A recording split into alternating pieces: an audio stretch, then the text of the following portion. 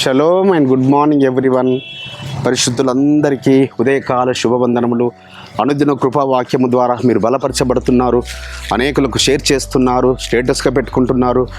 మరి మన యవనస్తుల ప్రయాసాన్ని మీరు గుర్తెరిగి మీరు చేస్తున్న సహకారాన్ని బట్టి, ఎందుకనగా సహకారుల పేర్లు ఆయన గ్రంథంలో రాయబడతాయి. మీరు సహకరిస్తున్నారు కాబట్టి మీ యొక్క పేర్లు ఆయన జీవగ్రంథంలో రాయబడునుగాక. ఈ దినము కృపావాక్యము చూసుకుందాము. ఆదికాండము 30వ అధ్యాయము 30వ వచనము. నేను పాదము పెట్టిన చోటెల్లా యెహోవా నిన్ను ఆశీర్వదించెను. ఈ మాట ఎవరంటున్నారు బిడ్డలారా? లాబాను గారి యొక్క అల్లుడైన ఇస్సాకు, రిబకమ్మల గారుల యొక్క ముద్దుల కుమారుడైన యాకోబు గారు అంటున్నారు.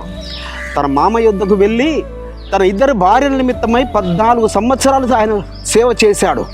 ఈ 14 సంవత్సరాలు నేను అడుగుపెట్టినప్పుడు నీకున్నది చాలా కొంచెము మామయ్య, నేను వచ్చిన తర్వాత చాలా పరలోకపు తండ్రి నిన్ను ఆశీర్వదించాడు, మరి నా సంతానం గురించి నేను పని చేసుకోకూడదా అంటే 6 సంవత్సరాలు అక్కడ చేసుకుంటాడు.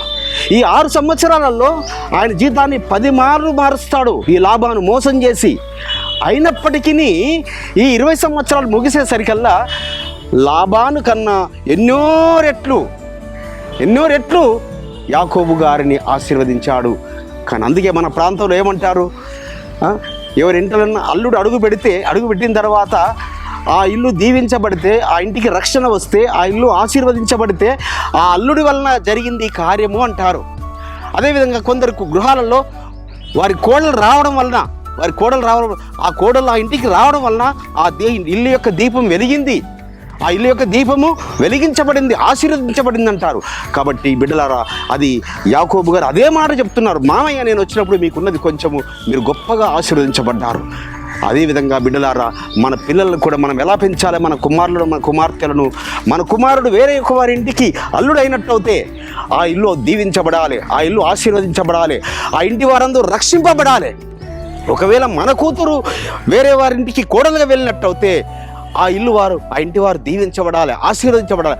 ఆ విధంగా ప్రార్థనా జీవితాలతో మన కుమార్తెలు పెంచి మనము పెళ్ళిళ్ళు చేసినప్పుడు నిజముగా మనము దీవించబడతాము, యాకోబు గారి లాగా మనం కూడా ధైర్యంగా చెప్పగలుగుతాం. యాకోబు గారి వలె మనల్ని కూడా ఆ పరమ తండ్రి ఆశీర్వదించునుగాక. ప్రార్థన చేసుకుందాం. పరిశుద్ధమైన తండ్రి, అవును నాయన, యాకోబు గారు అడుగుపెట్టిన చోటెల్లా మీరు ఆశీర్వదించారు లాబానుకున్న సమస్తమును. అదేవిధంగా తండ్రి నాయన, మా సంతానము కూడా వారు అల్లుడుగా వెళ్ళినా కోడలుగా వెళ్ళినా మా సంతానం ద్వారా ఆ కుటుంబాలు వర్ధిల్లును గాక, దీవించబడును గాక అని ప్రార్థిస్తూ నజరుడైన యేషువా మెస్సీయ నామమున స్తుతించి ప్రార్థించి వేడుకుంటున్నాం పరమ తండ్రి, ఆమేన్. మన పరలోకపు తండ్రియో, మన రక్షకుడును విమోచకుడును నజరేయుడైన యేషువా మెస్సీయ వారి దివ్య సముఖం నుంచి మీకు, మీ కుటుంబాలకు, మీ వంశాలకు శాంతి, సమాధానము, కృపయు నిరంతరము నిలిచి ఉండును గాక. ఆమేన్.